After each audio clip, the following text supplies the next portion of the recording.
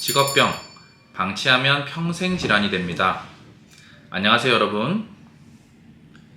신세계 정형외과 원장 이지연입니다. 오늘은 직장인분들이 한 번쯤은 꼭 겪게 되는 질환에 대해서 알아보겠습니다. 업무에 따라 한 가지 자세를 반복하다 보면 같은 관절과 근육에 무리가 가며 통증이 발생하게 됩니다.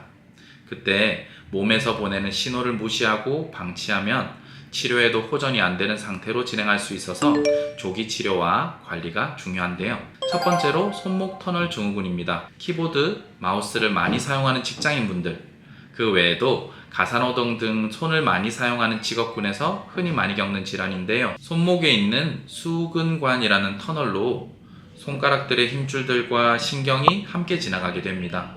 이 공간에서 반복적으로 손목이 움직이며 염증이 생기거나 공간이 좁아져서 압력이 올라가면 손바닥 감각을 담당하는 정중신경이 눌려서 증상이 나타납니다. 대표적 증상이 손바닥의 저린 통증인데요. 이 터널 증후군이 심해지면 손바닥의 근육도 빠지게 되고 근력 감소로 인해서 펜이나 수저도 들 수 없는 지경에 이르게 됩니다. 만약 다음과 같은 증상이 있는 분은 혹시 내게 이 질환이 찾아온 건 아닌지 의심해 봐야 합니다. 엄지와 두 번째, 세 번째 손가락 및 손바닥이 저린 경우, 야간에 증상이 심하게 나타나는 경우, 가벼운 물건을 드는데도 불구하고 자꾸 떨어뜨리는 경우, 팔을 올렸을 때 손을 넘어서 전완까지 통증이 느껴지는 경우. 자, 양손을 마주보게 해서 손목을 90도로 굽혀 손등을 닿게 해주시고 이 자세를 1분간 유지하였을 때 손의 저린 통증이 1, 2, 3, 4번 손가락까지 있다면 병원에서의 진료가 필요합니다. 병원에서 손목 터널 증후군으로 진단이 된다면 그 중증도에 따라서 다양한 치료를 하게 됩니다. 증상이 가볍고 근육 위축이 확인되지 않는 상황이라면 소염 진통제 등을 이용해서 약물 치료, 보조기를 이용한 고정 치료, 수근관 내 주사 치료 등이 적용될 수 있습니다. 이런 치료들로 증상이 안정되면 체외 충격파, 도수 치료 등을 통해서 관절의 가동 범위 및 근력의 회복, 힘줄 강화 등 다음 단계의 치료를 고려하게 됩니다. 증상이 심하고 엄지 두덩근의 위축이 진행되어 있는 중증의 상태라면 수술적인 치료까지 고려될 수 있는 단계여서 이러한 상태가 되기 전에 병원을 방문하여 빠른 치료를 받는 것이 중요합니다. 이러한 손목 터널 증후군을 예방하기 위해서는 무엇보다 안 쓰고 쉬어주는 게 첫 번째입니다.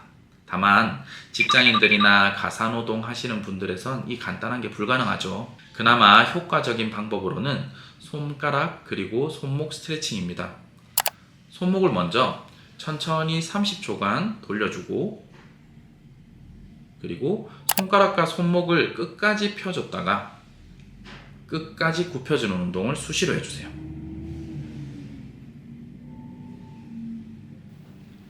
자, 집에서 쉴 때 따뜻한 온찜질을 해주는 것도 좋은 관리법입니다. 다음으로 오래 앉아 일하는 사무직 종사자나 학생들이 종종 겪는 질환이죠. 흔히 허리 디스크라고 불리는 요추의 추간판 탈출증에 대해 알아보겠습니다. 추간판 탈출증, 이름이 어려운데요. 풀어 말하면 척추 사이에 판이 튀어나왔다는 뜻입니다. 척추뼈 사이에는 방석 역할을 하는 추간판이 있는데요. 이 판의 영어 이름이 intervertebral disc라고 줄여서 디스크라 불립니다.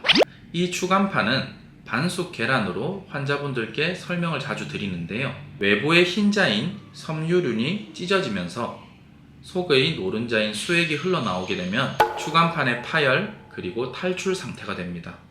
이로 인해 척추의 후방에 있는 신경이 눌리게 되면 그 신경이 담당하는 하지 부위에 증상이 발생합니다. 자, 이렇게 발생한 추간판 탈출증의 증상은 허리만 아픈 경우, 다리도 저린 경우 또는 둘 다 나타나는 경우도 있는데요.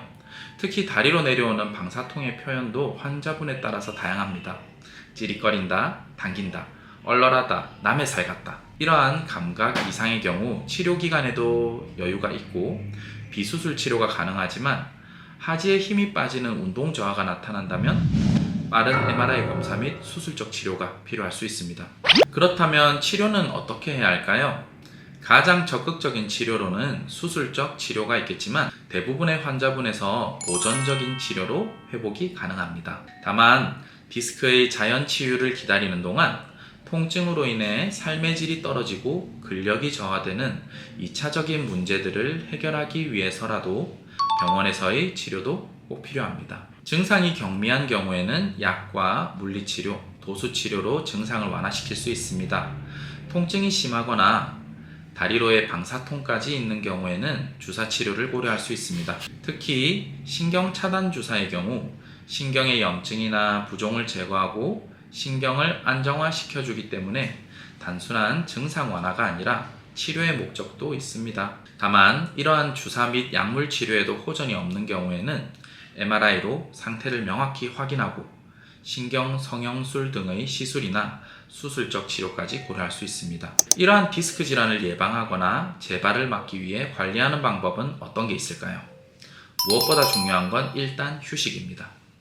분명 척추 주위 근육의 강화가 질병의 재발을 막아주는 효과도 있지만 아플 때는 일단 디스크가 자연 치유되기 위한 시간이 필요합니다. 다음으로 중요한 것은 일상생활에서의 자세입니다. 디스크 질환이 어느 정도 회복되었을 때를 가장 조심해야 하는데요. 허리를 기준으로 앞으로 굽힐 때 추간판은 후방으로 강한 압력을 받게 됩니다. 기립근이 튼튼한 운동선수나 트레이너라도 이 시기에는 양말을 신는 자세에서 허리 통증이 재발해 병원을 찾곤 합니다. 따라서 숙이는 자세를 피하고 요추의 신전 자세를 유지하는 것이 중요합니다. 무거운 물건을 들 때도 허리보다는 무릎을 이용하는 자세가 좋고 바닥 생활보다는 의자가 낫습니다. 다만 오래 앉아있는 자세는 어떤 자세로도 추간판의 특정 부위에 압력을 주기 때문에 주기적으로 일어서서 스트레칭을 해주는 게 좋습니다. 증상이 안정되고 운동이 가능한 시점이 오면 우선 빨리 걷기를 먼저 추천합니다. 요추 전만을 유지한 채 조금 빠른 걸음으로 걷는 것은 유산소 운동 효과는 물론 디스크 손상을 최소화하며 척추 주위의 근력을 안정화시켜줍니다. 계단 오르기도 허벅지 및 골반 근육을 강화시켜주는 효과가 있으나 허리가 굽혀지지 않도록 주의가 필요합니다. 만약 계단 오르기가 힘들다면 물에서 걷는 운동도 추간판으로의 체중 부하를 줄이며 할 수 있는 좋은 운동법입니다. 오늘은 직장인들이 많이 겪을 수 있는 손목 터널 증후군과 요추 추간판 탈출증에 대해 알아봤습니다. 그 외에도 거북목, 일자목 역시 직장인들이 자주 호소하는 질환이며 이에 대해서도 궁금하시면 이전 영상을 참고 부탁드리겠습니다.